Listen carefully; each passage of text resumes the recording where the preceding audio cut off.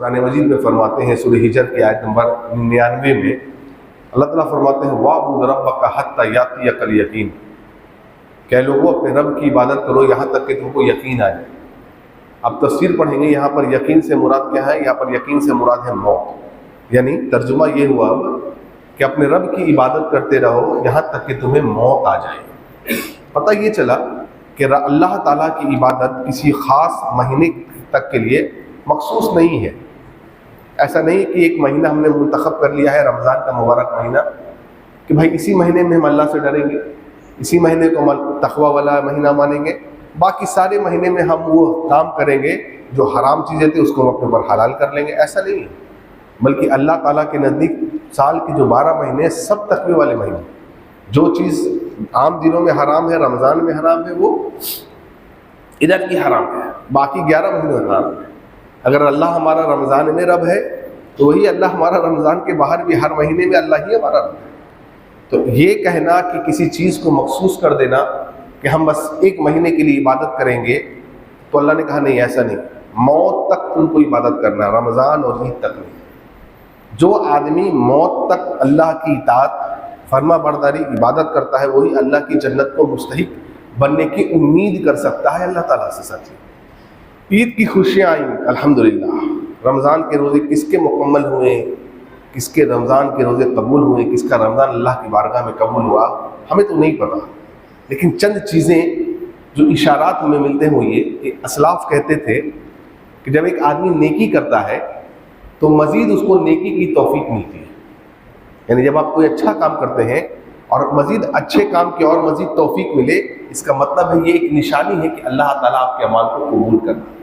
इसी को उल्टा कर दीजिए, आप कोई बुराई करें, मज़ीद आपको बुराई की तौफीक मिल रही है, इसका मतलब कि अल्लाह ताला आपसे क्या है, नाराज़ है। लिहाजा सलफ़ुस सालिहीन का तरीका क्या रहता था कि जब रमज़ान में वो इबादत कर लेते तो अब रमज़ान के बाद 6 महीने तक, रमज़ान के बाद 6 महीने तक वो ये दुआ करते हैं कि अल्लाह रमज़ान में हमसे जो भी टूटी फूटी इबादतें हो सकी अल्लाह उसको अपनी बारगाह में कबूल कर ले। ये तरीका होता था।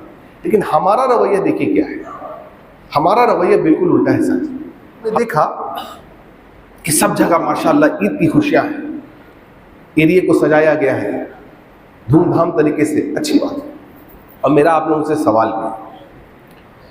सवाल ये है कि 29 रमज़ान को अगर हमारे मोहल्ले का कोई बच्चा, हमारा मुस्लिम बच्चा, 29 रमज़ान को जोहर के बाद से डीजे और साउंड बॉक्स गाना बजाता है, तो मेरा सवाल ये है कौम के गयूर लोगों से और जिम्मेदारान से और मोहल्ला के जो अच्छे किस्म के लोग हैं वो क्या करते हैं?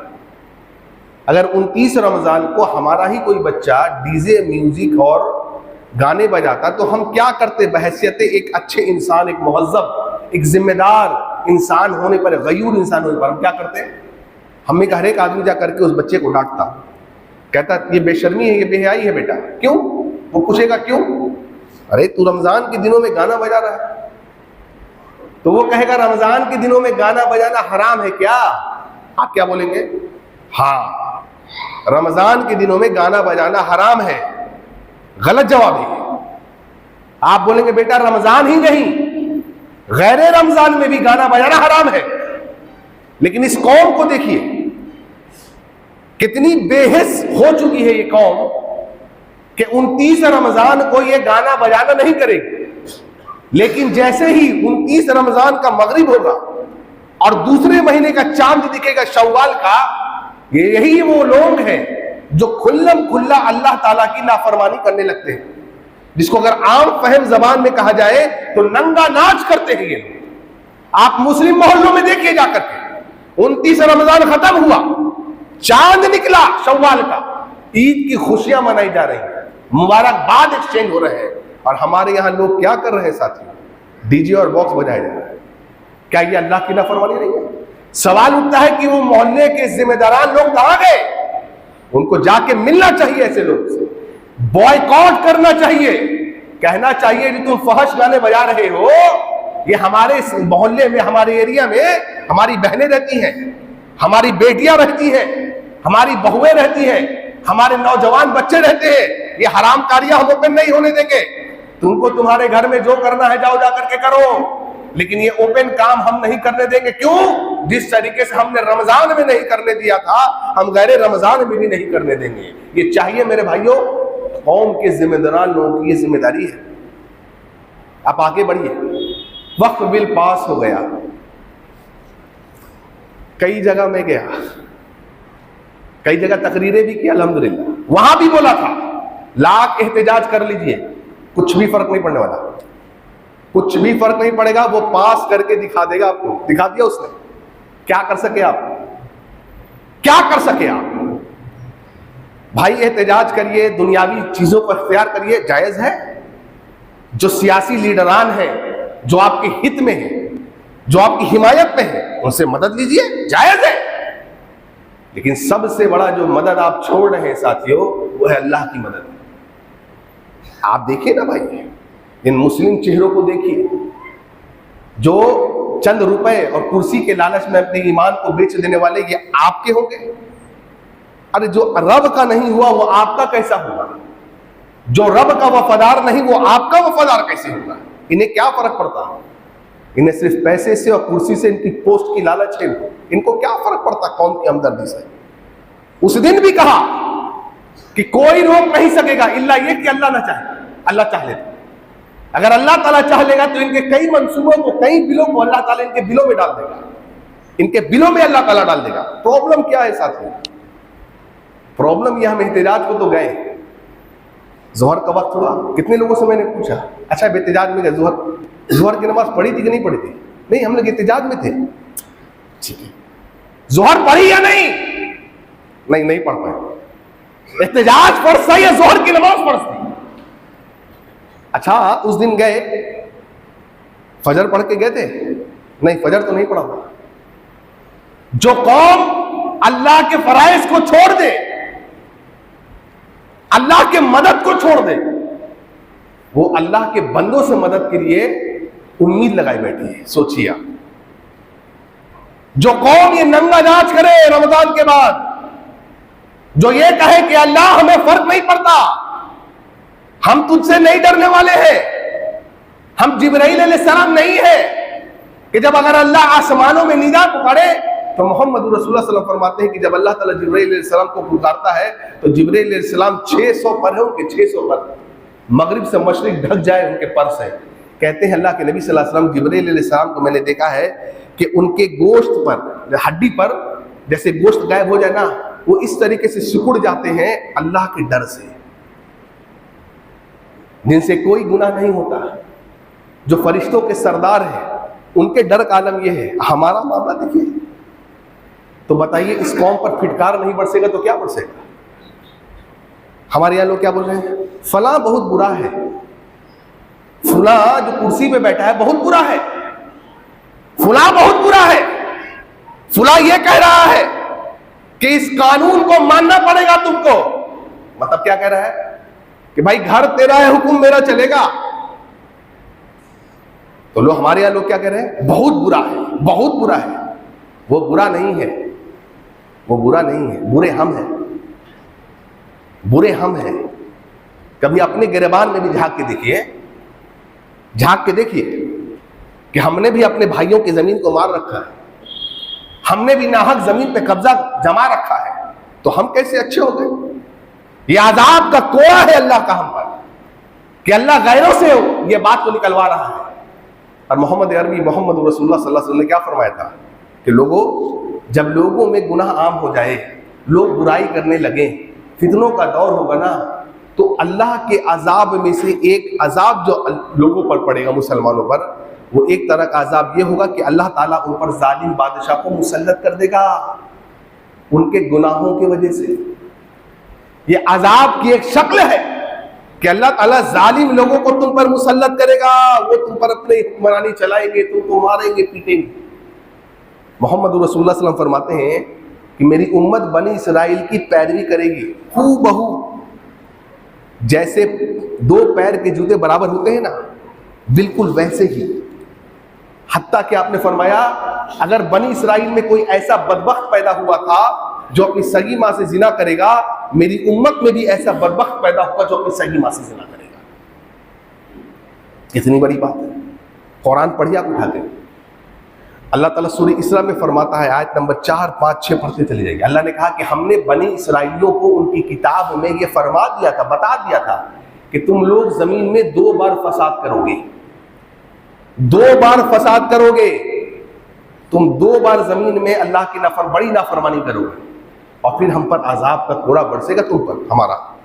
अल्लाह ने कहा जब पहला उन्होंने नाफरमानी शुरू किया, दीन को पसे पुष्ट डाल दिया, दुनिया की मौजू और रंग रंगलियों में वो भूल गए, दीनी अहकामात को भुला दिया। अल्लाह ने फरमाया हमने अपने झगड़ालू बंदों को भेजा, ऐसे सख्त झगड़ालू बंदों को भेजा जो उनके घरों में घुस गए। देखो कुरान क्या है, जो उनके घरों में घुस गए और जो पाया उसको निस्तो नाबूद कर दिया। इनकी बेटियों पर, इनके बच्चों पर, इनकी जमीनों पर वो काबिज होते चले गए, काबिज होते चले गए और जो पाते थे उसको तोड़ फोड़ करके हटा दिया करते थे। इतना जुल्म उन्होंने उठाया। कौन थे वो लोग? मुसलमान थे वो, जुल्म उठाया। फिर अल्लाह ने कहा कि इन लोगों ने फिर रुजू किया अल्लाह की तरफ, माफी मांगी, तौबा इस्तिगफार किया।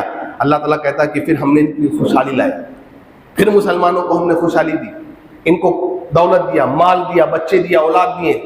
फिर इन्होंने जब इनको खुशहाली मिल गई, फिर इन्होंने क्या किया? सरकशी मचाई, फिर ये अल्लाह की नाफरमानी खुल्लम खुल्ला करने लगे, फिर ये गुनाहों में मुलविस होने लगे। अल्लाह ताला कहते हैं अब हमने ऐसे बंदों को भेजा, सुनो गौर से, कुरान क्या कहते हैं, अब ऐसे लोगों को हमने भेजा जो इनके मस्जिदों में घुस गए।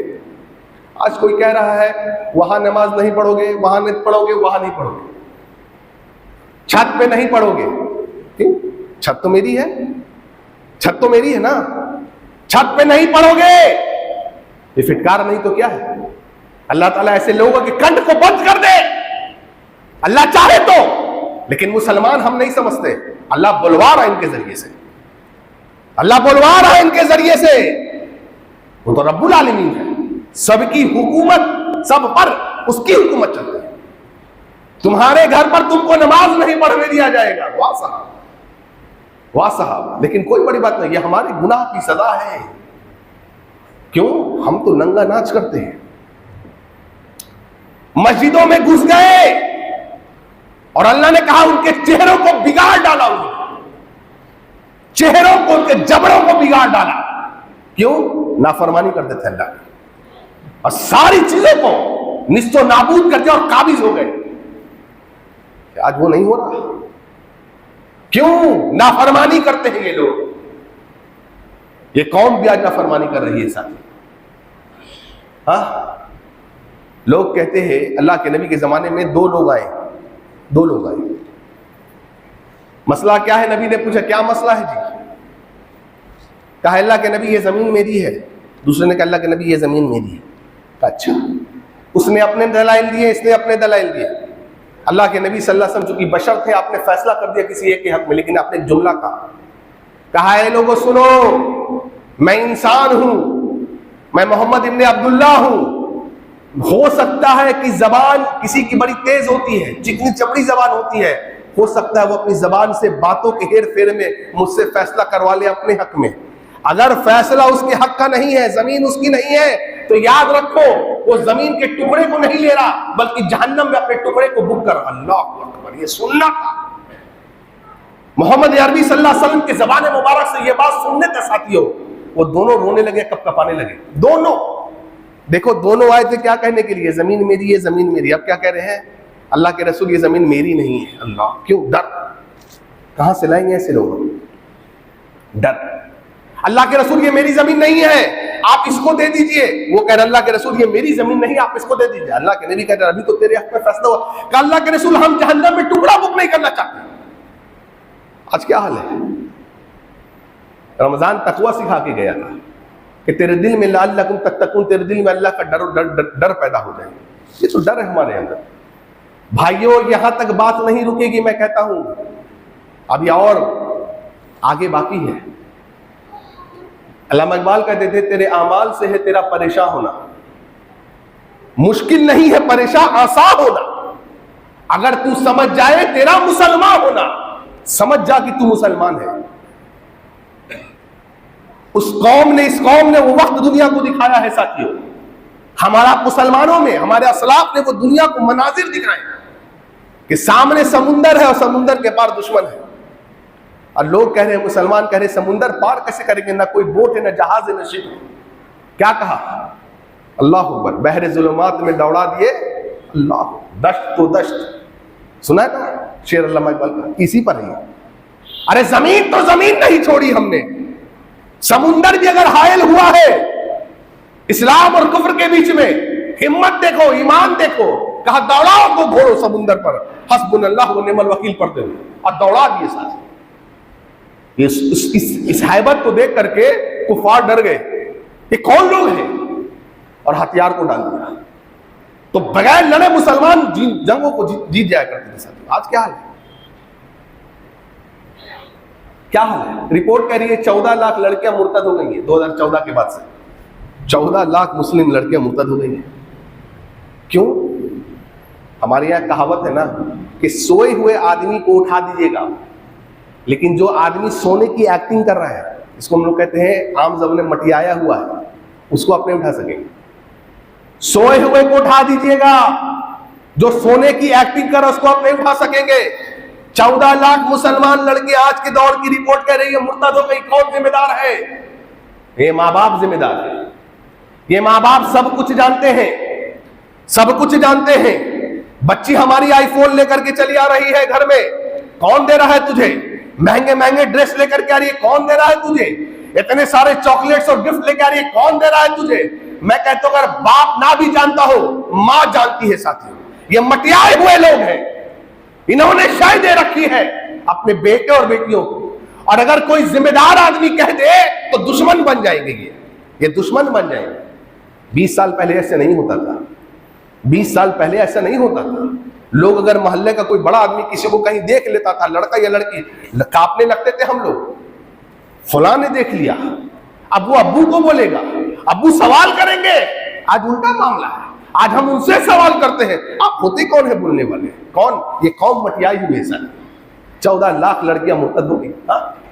फिर आकर के आप रोना रोएंगे ऐसा हो गया और वैसा हो गया। किसने किया है? क्यों नहीं हम पूछते अपनी बेटियों में, क्यों नहीं लगाम डालते? हमने कहा नहीं हमारी बेटी भी पढ़ ली है, वो जॉब करेगी। अच्छी बात है भाई, जॉब करेगी। हमने इतना पढ़ाया क्यों है? क्यों भाई? आपके पास इतने पैसे नहीं क्या आप अपने बच्चों को फीड कर सके? क्या हुआ है आपको? जहां इस्लामी माहौल नहीं है, जहां पर पर्दे का निजाम नहीं है, अल्लाह के रसूल कहते सल्लल्लाहु अलैहि वसल्लम जहां पर 2 मर्द और औरत अकेले हो, तीसरा कौन होता है? नहीं, हमारी बेटी बहुत अच्छी है, हमारी बेटी अच्छी है, सामने वाला अच्छा है। अरे हमारी बेटी अच्छी हम मान रहे हैं, सामने वाला दरिंदा है। आयशा था, आरती बन गई, नहीं पढ़ते न्यूज में। और फिर बोटियां मिली हैं फ्रिज के अंदर, नहीं पढ़ते न्यूज में, नहीं पढ़ते। आज हमारे यहां मुस्लिम कौम की लड़कियां लिव इन रिलेशनशिप में बात नहीं रह रही है। हमने आंख उधर झुका लिया। क्यों? आजकल बेटी पैसा दे रही है माँ बाप। ये वो दौर आ गया है साथी। आगे देखिए और क्या क्या दौर आने वाले हैं। डर दिल से अल्लाह का निकल गया है साथी। सिर्फ हाय पैसा, हाय पैसा, पैसे के पुजा अब्दुल दिनार हम बन गए, दिनार के बंदे, दिरहम और दिनार के बंदे। पैसा होना चाहिए, सिर्फ पैसा पैसा पैसा। हमारे बच्चे कहाँ जाए कोई फर्क नहीं पड़ता हमको। तो फिर अल्लाह का अज़ाब नहीं बरसेगा तो क्या बरसेगा आप बताइए? सब कुछ पढ़ाया, दीन नहीं पढ़ाया। क्यों? क्यों नहीं पढ़ाया? क्या बरसेगा? आज इमारत शरिया में जाइए आप, एक दिन गया मैं, ये लंबे लंबे टेबल पे इतने बड़े बड़े फाइल देख रहा हूं मैं। वहां के जिम्मेदार मुझे कह रहे हैं ये खुला के केसेस दे, खुला के मुसलमानों के, और कह रहे हैं एक जोड़े को टाइम दे रहे हैं, 5 महीने बाद आपकी अर्जी आएगी। कह रहे हैं देखिए ये हालत है कौम की, इतने एक पूरे रूम में बड़े बड़े टेबल में फाइल्स का जत्था लगा हुआ है खुला का। क्यों? आज भाई हर कोई अपने इंडिपेंडेंट है। औरत कहती मैं इंडिपेंडेंट हूं। आज बाप इस नहज से बच्चे को पढ़ा रहा है, बेटी को, शौहर पे तुझको डिपेंडेंट नहीं रहना, तो खुद कमा, खुद कुछ कर, और फिर बाद में खुला कर ले। हम लोग को फोन आते हैं, बताओ क्या फोन आते हैं? औरत मसला पूछ रही है, शेख साहब किसी ऑफिस में काम करती हूँ, मैं शादीशुदा हूँ, औरत, मेरे 3 बच्चे हैं, मेरा शौहर इतनी मोहब्बत मुझसे नहीं करता, मेरा एक कलीग है ऑफिस में, मुझे उससे मोहब्बत हो गई है। मर्द को तो तलाक की 4 शादियों की गुंजाइश है, हमको क्या? ये औरत आज सवाल कर रही है, हमको क्या? 4 शादी तो हमारे लिए नहीं है।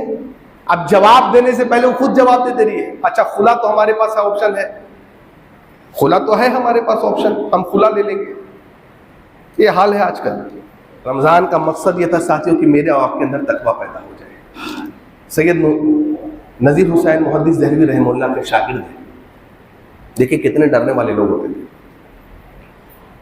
एक जगह से उनका खाना आता था मदरसा में, वो उनका शागिर्द गया खाना लेने, वो औरत थी, उसने घर में कोई था नहीं था, ये नौजवान खूबसूरत लड़का था, उसने उसको दावत दी घर में, कहा ले जाइए खाना लेने गया। अब उस औरत ने अकेला पा करके क्या कहा कि आज तो मेरी ख्वाहिशात तुमको पूरी करनी होगी वरना मैं तुम्हें जाने नहीं दूंगा। चूंकि नेक बंदा था, उसने कहा कि अल्लाह से डर जा। उसने कहा अगर नहीं करोगे तो मैं शोर मचाऊंगी, मैं शोर मचाऊंगी। उसने कहा ठीक है। उसने कहा जरा मुझे वॉशरूम जाने दो। वॉशरूम गया। देखिए तकवा किसको कहते हैं। आज हमारे यहाँ क्या है, एक लड़की ऑफर कर रही है, हमारे नौजवानों में आज क्या है, सारे खिड़की दरवाजे बंद हो गए, इंटरनेट और मोबाइल ऑन हो गया। अब समझता है कोई नहीं दिख रहा है। याद रखना मेरी बात को भाइयों, तुमने सारे खिड़की दरवाजे बंद कर लिए, एक दरवाजा खुला है, आसमानों का दरवाजा, उसको बंद कर लो बेटा पहले। अगर उसको बंद कर लिया तुमने तब तुम जो चाहे करो। सारे खिड़की दरवाजे हमने बंद कर दिए, एक दरवाजा बाकी है, वो आसमानों का दरवाजा है। ये नौजवान लड़का वॉशरूम में गया और जानते क्या इसने किया, इसने अपने हाथों में और अपने कपड़ों में गलाजत लगा ली, वॉशरूम की गलाजत यानी टॉयलेट लगा लिया अपनी इज्जत को बचाने के लिए। वो जब बाहर निकला उस औरत ने क्या कहा, घिन खाने लगे, कहा कैसा बेवकूफ आदमी है, निकल जा यहां से। आया, ठंड का मौसम था, साथी कहने लगे, उसने अपने कपड़ों को धोया और अपने आप को गुस्ल किया। ठंड के वजह से उसको ठंड लग गई, बच्चा मर गया, इंतकाल कर गया। शाम मुहद्दिस नज़ीर हुसैन देहलवी जब पहुंचे शाम में तो देखते हैं ये माजरा है। क्या माजरा हुआ? तो ऐसा ऐसा माजरा हुआ है। कहते हैं लिखने वाले ने लिखा है कि जब उसकी कब्र को दफनाया जा रहा था ना, उसकी कब्र से खुशबू आ रही थी साथी। ये ईमान है। मेरे भाइयों को चाहिए कि ऐसा ईमान पैदा करो साथी, ये ईमान अपने अंदर पैदा करो, डरने वाले बनो अल्लाह से। मिस्र के एक बहुत बड़े आलिम, उन्होंने एक वाकया लिखा है, लिखा कि जामे मस्जिद में एक तालिबे इल्म जो है इल्म सीखता था, भूख की वजह से 2-3 दिन के भूख की वजह से, खाना नहीं मिलने की वजह से, वो जब मस्जिद की छत पे चढ़ा तो मस्जिद के मुत्तसिल एक घर था। उसने देखा कि मस्जिद के छत पर मुत्तसिल जो घर है उसमें कुछ पकवान बन रहे हैं। वो गया और जाकर के उसने एक बैगन को निकाला जो हांडी में पकड़ा था। भूख की शिद्दत ये थी, उसको लगा कि मुझ पर तो आज मुर्दार भी हराम है। उसने इस गरम गरम बैगन को निकाल के अपने मुंह में डाला तो कहता है कि फौरन मैंने मुंह से निकाल दिया। क्यों? क्योंकि जो बैगन के अंदर जो गरम था ना, उसकी तासीर गर्मी की इतनी थी कि उसका मुंह जो वो बर्दाश्त नहीं कर पाया। वो कहता है मैं डर गया। अब मुझे एहसास हुआ कि अल्लाह, मैं इस मामूली से बैगन के गर्मी की हरारत को बर्दाश्त नहीं कर रहा हूँ। अगर इस अमल के बलबूते पर तुम मुझे जहन्नम में डाल देगा तो मैं जहन्नम की गर्मी को कैसे बर्दाश्त करूंगा। कहता है कि मैंने छोड़ के मैं चला आया। मैं आकर के अपने उस्ताद से फिर सबक सीखने लगा। इतने में एक बूढ़ा आदमी आया, बूढ़ा बूढ़ी औरत। उसने मस्जिद के दरवाजे को खोला, हमारे शेख साहब उठ के उनको इस्तेमाल करने गए और बूढ़ा बूढ़ी क्या कहता है कि मेरी बच्ची भतीजी है जो बेवा हो गई है, जवान है, क्या इसके माँ बाप नहीं है, हम चाहते हैं कि आप अपने किसी तालिबे इल्म से इसका निकाह करा दें। कहते हैं कि उनकी नज़र मुझ पे पड़ी, उन्होंने मुझे बुलाया, माजरा बताया कि ऐसा ऐसा मामला, तू निकाह कर ले। उसने निकाह कर लिया। कहता है कि अल्लाह की कुदरत को देखिए, जब निकाह हो गया तो चूंकि वो इकलौती लड़की थी, माँ बाप नहीं थे, तो घर बार सब उसका था। कहते हैं कि जब वह उसके घर में गया तो वो वही घर था जहां पर मैं उस बैगन को खाने आया था। और कहते हैं कि अल्लाह की कसम, फिर मेरी वाइफ ने, मेरी बीवी ने उसी खाने को लाके परोसा जो मैं अल्लाह के डर से छोड़ के आया था। सब मिल गया। जब अल्लाह का दिल जो है डर में कायम हो साथी। तो ये रमज़ान का महीना आया था मेरे भाइयों, ताकि हम और आप अल्लाह की इबादत करें मौत तक, रमज़ान तक नहीं। सबसे अहम और ज़रूरी चीज़ क्या है? अल्लाह वाले बन जाइए। अल्लाह ताला तमाम ऐसे बातिल लोगों की बातिल मुरादों को अल्लाह ताला रद्द कर देगा। और अगर हम नहीं डरे, नहीं अभी भी हमने सबक पाया, तो अनकरीब और दीगर चीज़ें आने वाली हैं। कोई बुरा नहीं है, याद रखिएगा, बुरे हम हैं। इसलिए अपनी इस्लाह ज़रूरी है साथी। पहले मानो कि मुझे ये बीमारी है, किसी को डायबिटीज़ हो और वो मान ही नहीं रहा है कि मुझे डायबिटीज़ है, मीठा का मीठा खाता चला जा रहा है, कभी ठीक नहीं होने वाला। उसको मानना पड़ेगा कि हम बुरे हैं, हमको इस्लाह की ज़रूरत है। इसलिए अपनी इस्लाह करिए, अपने बच्चों को दीन सिखाइए, अपने बच्चों को अल्लाह से लौ लगाने वाला बनाइए। आने वाला दौर और बुरा दौर आने वाला है साथियों। कल हम और आप नहीं रहेंगे, हमारे बच्चे रहेंगे। कल ईमान का सौदा होगा, ईमान का सौदा होगा साथियों, मैं बता रहा हूँ आपको। उस टाइम वही बचेगा जो बच्चा नेक और दीनदार। अल्लाह से दुआ कि अल्लाह ताला तमाम तर बातिल लोगों की बातिल मुरादों को, बातिल मंसूबों को अल्लाह जो मुसलमानों पे काबिज करना चाह रहे हैं उसको अल्लाह ताला रद्द कर दे।